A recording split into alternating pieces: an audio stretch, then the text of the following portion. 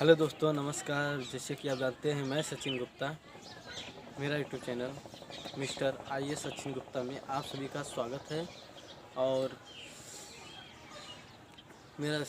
मेरी 6 क्लास की एनसीईआरटी जो इस समय चल रही है कि मेरे 5 वीडियो ऑलरेडी अपलोड हो चुके हैं।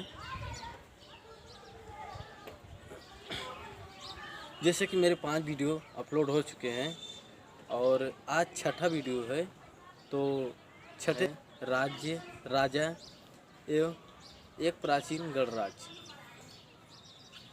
उसमें कैसा गणराज था, राजा कैसे थे और राज्य कैसा था, आज उसके बारे में हमें जानकारी मिलेगी। तो पहली हेडिंग है जो कुछ लोग शासक कैसे बने। कुछ लोग शासक कैसे बने।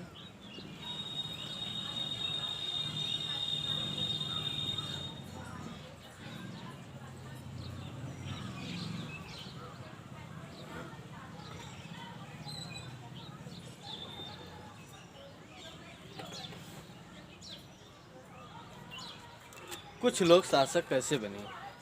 3000 वर्ष पूर्व राजा बनने की प्रक्रिया में परिवर्तन आया। 3000 वर्ष पूर्व राजा बनने की प्रक्रिया में परिवर्तन आया। राजा अश्वमेध यज्ञ में घोड़े को स्वतंत्र विचरण के लिए छोड़ते थे। राजा यज्ञ में घोड़े को स्वतंत्र विचरण के लिए छोड़ देते थे। दूसरा, यदि उसको दूसरा राजा रोकता है तो अश्वमेध यज्ञ करने वाले राजा से युद्ध करना पड़ता था। अगर उस घोड़े को अगर कोई दूसरा राजा अगर रोका तो ये अश्वमेध यज्ञ करने वाले राजा से युद्ध करना पड़ता था। अगर उसको जाने दिया तो अश्वमेध यज्ञ करने वाले राजा माना जाता था कि वो बहुत अधिक शक्तिशाली है। तो कुछ लोग शासक कैसे बने, इसके बारे में आप लोग ऐसे देख सकते हैं कि इसमें क्या है। और इसके बाद वर्ण व्यवस्था कैसी थी, उस समय वर्ण व्यवस्था कैसी थी। तो वर्ण व्यवस्था में पुरोहित लोग 4 होते थे। 4 पुरोहित वर्ग थे। पहला ब्राह्मण जो वेद का अध्ययन और यज्ञ करते थे। पहला ब्राह्मण थे जो वेदों के अध्ययन व यज्ञ करते थे। दूसरा, जैसे कि शासक क्षत्रिय थे, युद्ध और लोगों की रक्षा करते थे। उनका कार्य ये था कि वो लोगों की रक्षा करते थे और युद्ध करते थे। तीसरा ये है जिसमें 20 वैश्य में जैसे कृषक, पशुपालक और व्यापारी लोग थे जो क्षत्रिय वैश्य की अधिकार करते थे। चौथे लोग वो थे जो तीनों वर्णों की सेवा करते थे। चौथे लोग वो थे जो तीनों वर्णों की सेवा करते थे, जो शूद्र के समान थे और था। तीनों वर्णों की सेवा कोई अनुष्ठान नहीं करते थे, करने का अधिकार था। औरत के समान शूद्र माना जाता था। औरत को उस समय शूद्र माना जाता था। सभी वर्णों का निर्धारण जन्म के आधार पर अछूत वर्णों में सभी वर्णों का निर्धारण जन्म के आधार पर होता था। सभी वर्णों का निर्धारण जन्म के आधार पर होता था। अछूत वर्णों में जैसे लोग थे कि शिल्पकार, शिकारी तथा भोजन संग्राहक शामिल थे। अछूत लोगों में शिकारी, शिल्पकार तथा भोजन संग्राहक शामिल थे। उपमहाद्वीप के पूर्वोत्तर क्षेत्र में सामाजिक आर्थिक असमानता कम थी। पुरोहित का प्रभाव भी कम था। तो चलिए अब नेक्स्ट पे आते हैं जो है जनपद। जनपद कैसे बना?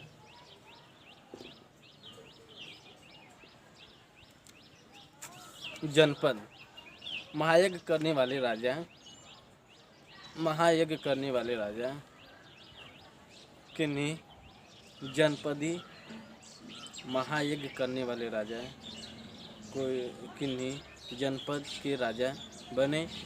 जनपद का अर्थ है जन लोगों के बसने की जगह। जनपद का अर्थ है जन लोगों की बसने की जगह है। दिल्ली पुरानी किला, दिल्ली की पुरानी किला, उत्तर प्रदेश की मेरठ, हस्तिनापुर और एटा के अतरंजी खेड़ा प्रमुख हैं। इसमें लोग झोपड़ी में मवेशी तथा अन्य जानवरों को पालते थे। वे चावल, गेहूं, धान, जौ, गन्ना, तिल तथा सरसों जैसी फसलें उगाते थे। धूसर और लाल रंग के चित्रित धूसर पात्र बर्तन पर चित्रकारी आमतौर सरल रंग तथा ज्यामितीय आकृति में होते थे। तो आप जनपद के बारे में इतना कुछ है तो आप देख सकते हैं। अब आते हैं नेक्स्ट पे महाजनपद।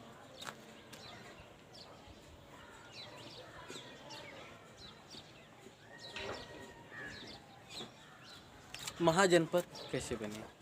महाजनपद बनने की प्रक्रिया लगभग 2500 वर्ष पूर्व जनपद अधिक महत्वपूर्ण हुए, जिसको महाजनपद कहने लगे। कुछ जनपद मिलने के बाद उसको महाजनपद कहा जाने लगा। महाजनपदों की राजधानी में किलेबंदी की गई। महाजनपदों की राजधानी में किलेबंदी की गई। चारों ओर लकड़ी, ईंट या पत्थर की ऊंची ऊंची दीवारें बनाई गई। सिपाहियों को नियमित वेतन पर पूरे साल रखा जाता था।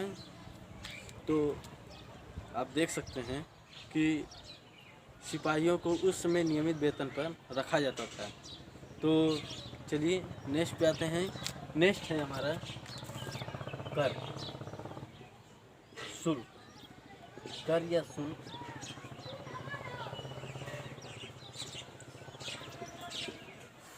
पहला है फसल पर कर।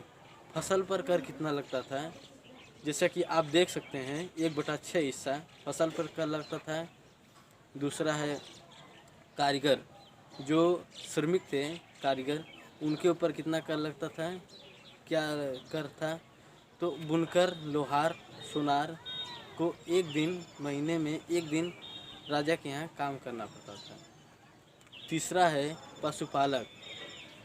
पशुपालक को जानवर या उत्पाद के रूप में कर देना पड़ता था। चौथा है व्यापारी। व्यापारी को खरीद या बिक्री पर कर देना पड़ता था। पांचवा है आखेटक तथा संग्राहक, जो जंगली वस्तुएं देनी पड़ती थी, जंगली वस्तुएं देनी पड़ती थी। अब चलिए नेक्स्ट पर आते हैं। नेक्स्ट क्या है देख लेते हैं। कृषि में परिवर्तन रब कर देते हैं।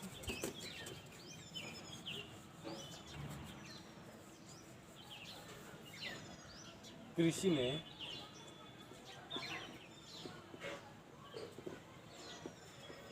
परिवर्तन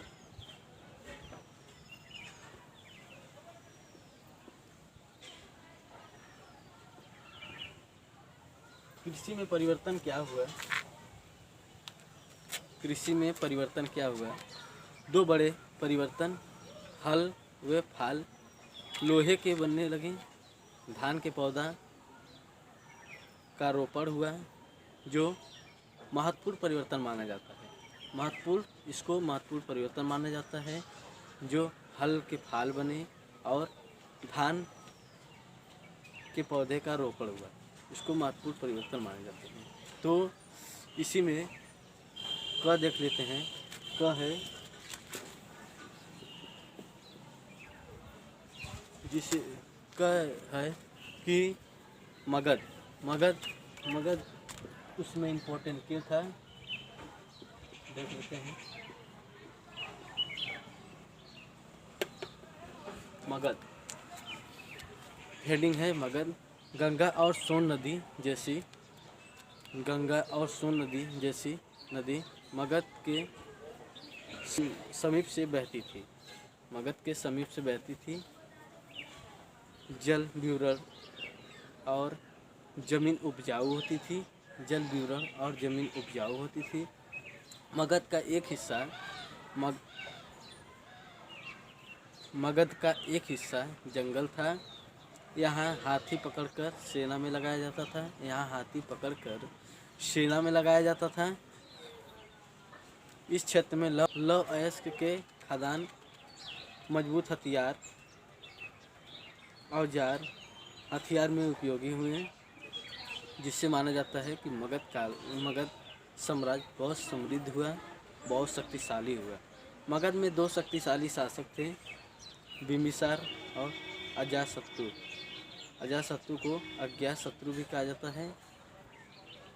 महापद्मनंद, एक शासक जो महापद्मनंद थे, जिसके काल में मगध को माना जाता है बहुत शक्तिशाली राज्य हुआ था। बिहार राजगृह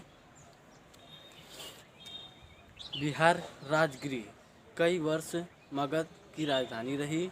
फिर पाटलिपुत्र, जिसको पटना कहा जाता है, वो राजधानी बनाई गई। पटना को राजधानी बनाया गया।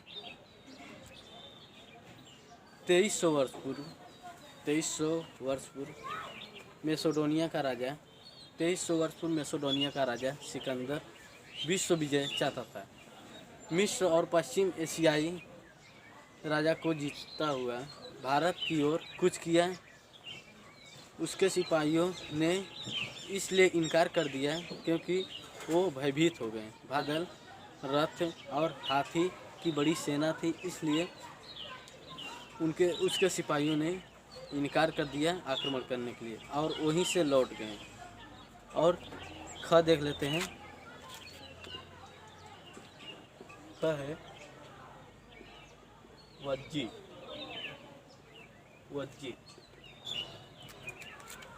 वज्जी की राजधानी वैशाली। बिहार में शासन व्यवस्था जिसे गढ़ या संघ कहते थे। राजधानी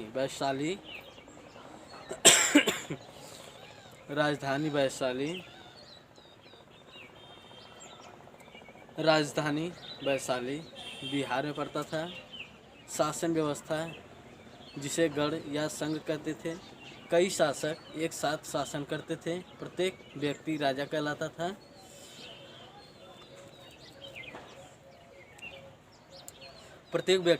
कहलाता था। सभाओं में बातचीत व बहस वाद विवाद के साथ तय करते थे।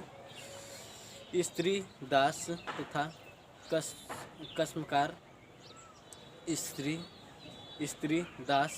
कास्मकार सभा में हिस्सा लेते थे। बुद्ध और महावीर गण या संघ से संबंधित थे। बुद्ध और महावीर जो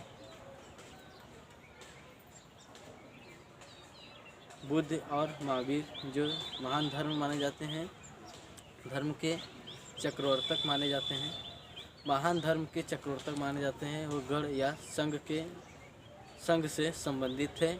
अजातशत्रु वज्जी संघ पर आक्रमण करना चाहता था।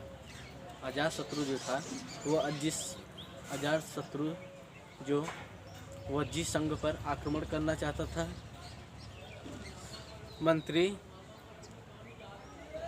इनके मंत्री को बुद्ध के पास सलाह लेने के लिए भेजा गया। इनके मंत्री जो थे वो बुद्ध के पास सलाह लेने के लिए भेजा गया।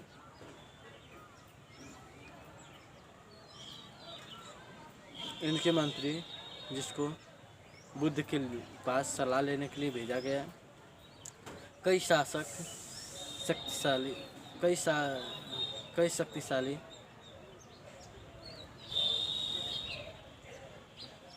शक्तिशाली राजा संघ को जीतना चाहते थे। इसके बावजूद भी 1500 वर्ष तक राज्य चलता रहा। बाद में गुप्त शासक ने इस गढ़ राज्य को अपने में मिला लिया। तो आज का चैप्टर यहीं पे समाप्त होता है। Thank you.